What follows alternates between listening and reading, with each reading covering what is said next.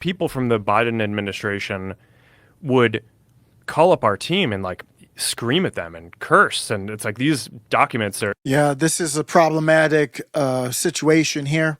Mark Zuckerberg took a surprise visit to Austin and visited Joe Rogan. Joe Rogan on the Joe Rogan podcast with Mark Zuckerberg.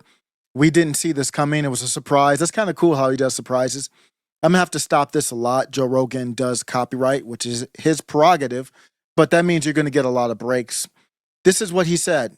He said that the Biden administration, Zuckerberg said the Biden administration pressured him by yelling. This is all a game. Listen in. I'm going to tell you why this is complete BS from Zuckerberg, what he's trying to do here. It's all kind of out there. Oh, did you record any of those phone calls? I don't think. I didn't record the phone calls. Okay. I don't think we. But I'm not saying they didn't happen. Well, of course, it's problematic for that to be happening. You could record the phone calls. They don't have to be made private or public. Okay, continuing on. But I think I want to listen. I mean, there are emails. the emails are published. It's all kind of out there. Joe, in a very sly way, is like, I want to listen. He's basically saying, no, you're a lying bee. Not that he's lying about that happening. I very much believe not Biden himself, the members, the representatives, whoever called, they were mad. But what it does is it leaves room for Zuckerberg to acquire power. That's what he's doing. And they're like, and basically it just got to this point where we were like, no, we're not gonna take down things that are true. Wait a second. That's not true. We know you did do that with the Hunter laptop. That's ridiculous. They wanted us to take down this meme of Leonardo DiCaprio looking at a TV talking about how 10 years from now or something, he's rebranded his hair. He looks like a effing goofball. And he's rebranding everything because Elon Musk has shown the way. Elon Musk has always been an innovative person, and that's what he did with X. He came on the X platform, and he said, I can't deliver you people to globalism. If I do that, what are you going to give me? They're going to let him try to get to Mars. I can't deliver, allegedly, I can't deliver you people to globalism if they don't trust me. If half of the people that I need to deliver or more, as time goes on, if they don't trust me, how do I deliver them to you? So Elon Musk comes on the platform and says, I'm for free speech. Redefines free speech, no different than what they did in the pandemic and the Jabberwocky. Redefining it to mean something completely different. He redefined free speech to mean freedom of speech, but not reach. And he acquired power through X. Zuck saw it. That's why he started that Threads, or I think it's called Threads. I tried to use it. It's just lame whack. I don't know why it's so hard to do a simple site like Twitter. Twitter is a fairly simple site for these people to do. And he can't even get it right. They don't even have a web interface, to my knowledge. I use Twitter on the web a lot. And so that's why he started Threads. But he didn't have the trust. So now he's like, I can't do Threads. Why would I even need Threads? I have Facebook. Some people are going to Facebook now because he's trying to copy Elon Musk. Let's go back another 9 seconds or so. You're going to see an ad that says, okay, if you took a COVID vaccine, you're eligible for, for this kind of payment. Like, so, yeah, I know, like the ads you see on TV. This sort of like class action lawsuit type meme. And they're like, no, you have to take that down. And we just said, no, we're not going to take down humor and satire. Well, you did de-rank and de-boost, though. What do you mean? He's doing the exact, well, we were for freedom of speech, but not reach, is what he's doing. We're not going to take down things that are true. Who decides what's true? What are you talking about? We're not going to take down things that are true. That doesn't make any sense. Who decides what's true or not? That's the debate we're having. So he's coming on the show trying to sound based, and he sounds like a buffoon to me, and people are eating this up, too.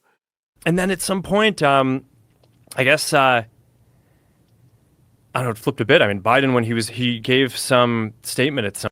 Biden made that statement. It's not worth looking for. We already saw that during the pandemic. I did a show, the little comment on it where he was outside in the press gaggle, I think they call it, outside of, the White House lawn. And he said, you guys, Meta and all these guys, you are unliving people. At some point, I don't know if it was a press conference or to some journalists, where he basically was like, these guys are killing people. And so that's the government directly. And at the time, I think my take was bad. I'll tell you why.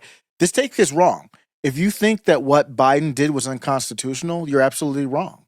It should be, but it's not. I'll tell you why in a second. And I don't know. Then like all these different agencies and branches of government basically just like started investigating and coming after our company. Yeah, they did. Of course they did. It was brutal. It was brutal. So he breaks it down there. And let me show you the problems that I have. There's a lot of problems here. Somebody, I'm going to end with this. Somebody named Clandestine, he or she blocked me. I don't know what interaction we had, but this was on X. Says Zuckerberg admits that the Biden regime was pressuring him to take down things that were true about the Jabberwocky side effects. He just confirmed that the Biden regime violated the Constitution. No, he didn't. That was my take originally, but I've been in this thing, like living it daily, and I'm like, oh, yeah. And I corrected it a long time ago. When the Twitter files came out, I corrected it. The establishment are engaged in an Orwellian censorship, crimes against humanity. I agree with that latter part, but the most important part is constitutional violations. There were none here because everybody in the country believes that they're private companies that you shouldn't have First Amendment rights on. Do you understand the concern now? If they are private companies that you do not have First Amendment protection on, then the government can go to them. It is legal for the government to go to them and say, you have these terms and conditions. I'm yelling at you. Obviously, it's a conflict of interest because the government can do legislation. They can block via monopoly, terms of monopoly when you try to do mergers and acquisitions, M&A. So there's a lot of threats the government can do. But the government's not going to say, we just want to threaten you because we want you to block. We want to make you large and then use you to block free speech. They're not stupid enough to say that.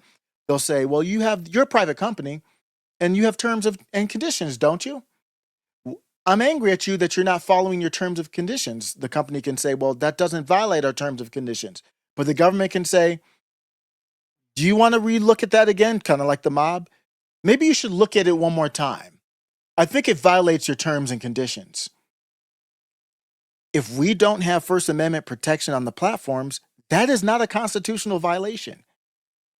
At some point, I have to say it again, we're too stupid to deserve freedom. The next clip is ready below. Welcome to After Show Carnage.